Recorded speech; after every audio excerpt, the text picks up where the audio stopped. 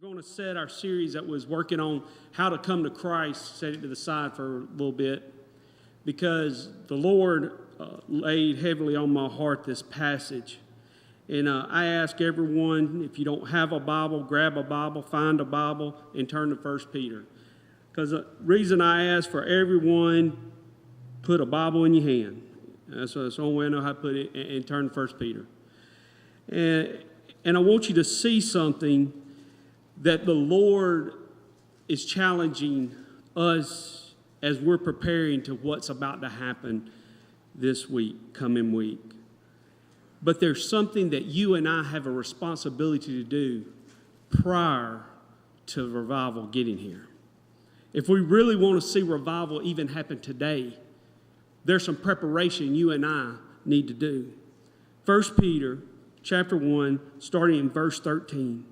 It says, "Therefore, prepare your mind for action, and being sober-minded, set your hope fully on the grace that will be brought to you at the revelation of Jesus Christ." Now check this out. It's telling us here in verse 13, it says, what are we to do? We are to prepare our minds. Think about, what does really the word mean, prepare? There is something in which you and I have to do.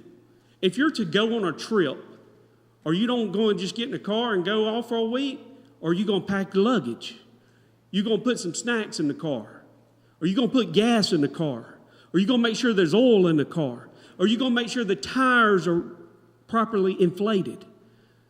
Here's the thing. You will do preparations prior to the trip to happen. Well, look what he's telling us. He's telling you and me to prepare our minds for what? Not to sit on a pew, not to go to sleep, not to be someone on the sidelines. It says prepare your mind for what? Action. Action is a movement. Action is something in which you and I need to be doing. Question. Are you prepared for action? Or are you standing on the sideline? Look at the next verse 14. It tells us, as obedient children, do not be conformed to the passions of your former ignorance. Now think about this. I don't know about you, but I know for myself, I was lost as last year's Easter egg before I met the Lord. There is a lot of sin that happened up in my life. There's a lot of sin that came out of my life. But here's the thing. If we prepare our minds for action, we prepare ourselves to be servants and to be used by God, what are we putting to the wayside? What are we putting off?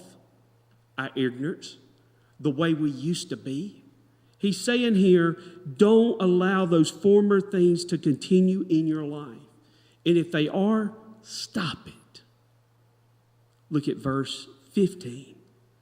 But as he who called you is holy, you also be holy in all your conduct.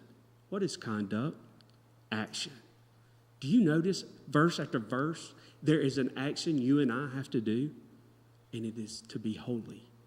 It is to bring glory and honor to God from up inside, between our ears and our minds, from our mouth to our heart, to our feet, to our hands. We're to be holy. Check out verse 16. Since it is written, you shall be holy, for I am holy. The Lord is telling you and I, he is holy. You and I can be holy. But for us to be holy, we have to realize he's holy. We have to quit using other people as our measuring stick. And we need to bring ourselves up beside the Lord and say, where do I measure up in his holiness?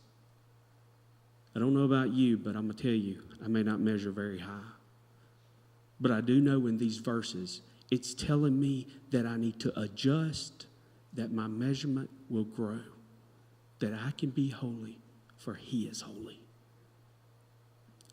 Imagine if us as Calvary Baptist Church accomplished these verses prior to this revival, how God would pour his blessings upon you and me in this church.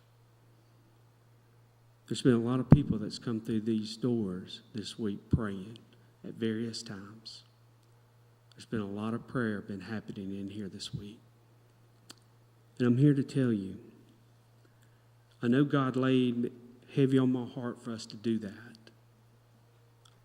The only thing I know is each day I've prayed, I've just asked God to allow me to hold on because he's fixing to do something great. But here's the thing. If we're not prepared, how can he use us to do something great? Let's pray.